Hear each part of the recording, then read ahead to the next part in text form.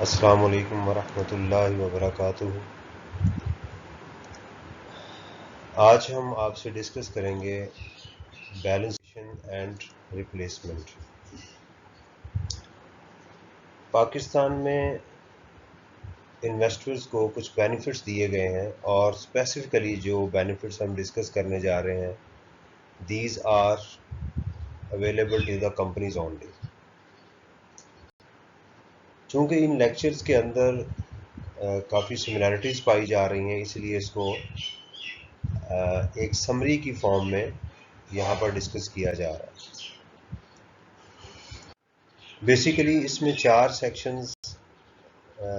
तीन सेक्शंस को डिस्कस किया जा रहा है, जिसके के 4 हिस्से मौजूद हैं। इनमें सेक्शन 65B का सेक्शन 1, 2 एंड 3 और सेक्शन 65B और 4, इसको 2 हिस्सों में स्प्लिट किया गया। इस तरह सेक्शन 65D और 65E, इन तमाम सेक्शंस के जो कॉमन पॉइंट्स जो हमने डिस्कस किए यहाँ पर, वो है कंपनी की इनकॉर्पोरेशन। क्या इस सेक्शन में बेनिफिट लेने के लिए लॉ ने कोई कंपनी का स्पेसिफिक क्राइटेरिया बताया है कि क्या ये कंपनी फलां डेट से पहले इनकॉर्पोरेट होनी चाहिए। नंबर 2, कि जो कंपनी इन्वेस्टमेंट करने जा रही है उसमें क्या इक्विटी के थ्रू इन्वेस्टमेंट होना लाजमी है या लॉ ने कोई इसका क्राइटेरिया नहीं दिया। नंबर 3, वो इन्वेस्टमेंट का टाइम फ्रेम क्या होना चाहिए, यानी अगर आप उस पीरियड में इन्वेस्टमेंट करेंगे तो उसका आपको टैक्स क्रेडिट मिलेगा, अदरवाइज आपको नहीं मिलेगा। इंडस्ट्रियल अंडरटेकिंग, क्या ये industrial undertaking manufacturing unit already establish हो या एक नया यूनिट बना के उसके अंदर आप प्लांट एंड मशीनरी जो है उसको इंस्टॉल करने लगे हैं, और वो प्लांट एंड मशीनरी कब इंस्टॉल होना चाहिए, यानी उसमें कब आपकी इन्वेस्टमेंट होनी चाहिए। और नंबर लास्ट, कि उसमें आपको क्या बेनिफिट मिलेगा और उसका फॉर्मूला क्या होगा। इन चीज़ों को यहाँ पर डिस्कस किया जा रहा है। ओके जी, सबसे पहले 65B पार्ट 1 के अंदर जो बात की जा रही है कि कंपनी ऑलरेडी इस्टेब्लिश्ड होनी चाहिए, यानी ये कोई नई कंपनी नहीं है, इट इज़ ऑलरेडी इस्टेब्लिश्ड, उसके लिए उसको ये बेनिफिट दिया जा रहा है। And law is not talking about the mode of investment. You can take investment from the banks, equity, कहीं से भी आप ये इन्वेस्टमेंट ले सकते हैं, आपको ये बेनिफिट मिल जाएगा। But the investment must be made between 1st July 2010 to 30th June 2021। इसके दौरान आपकी इन्वेस्टमेंट होगी तो आपको बेनिफिट मिलेगा।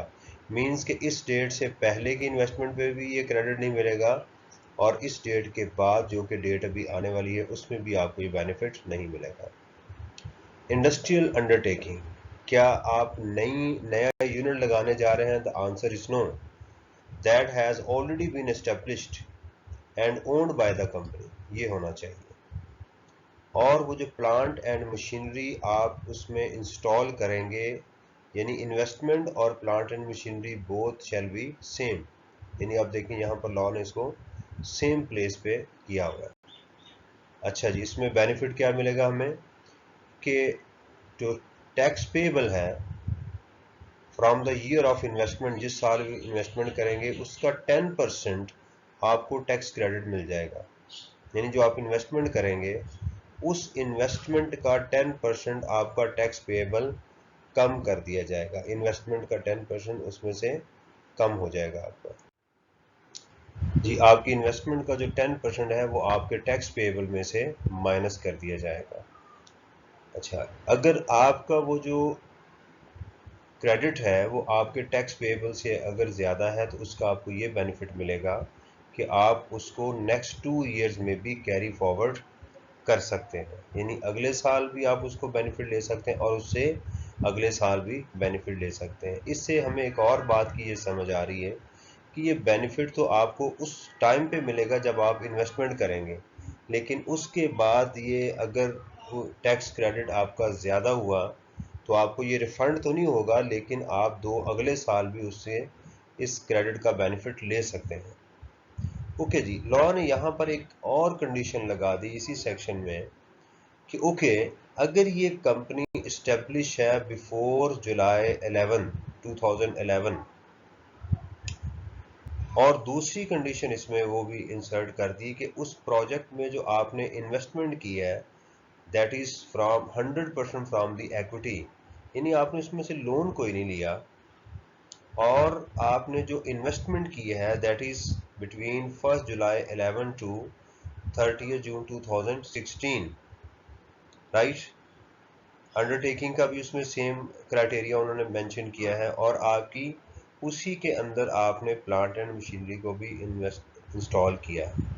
तो मेजरली अगर आप देखें तो यहाँ पर हमें एक तो ये डेट नज़र आ रही है कि इसकी रिस्ट्रिक्शन हमारी 2016 तक है, और इसकी कंपनी की इनकॉर्पोरेशन भी हमें बताई जा रही है कि वो भी इससे पहले होनी चाहिए, राइट। तो बेसिकली हमें जो फोकस करना है वो इन चीज़ों पर फोकस करना है। नंबर वन, इक्विटी का यहाँ पर रिस्ट्रिक्शन लगाई गई, और कंपनी जो है अगर इस्टेब्लिश है 1 जुलाई 11 के बाद, तो वो इधर इस ये बेनिफिट ले सकती है, फिर उसको ये बेनिफिट नहीं मिलेगा। Okay fine. बेनिफिट क्या मिलेगा?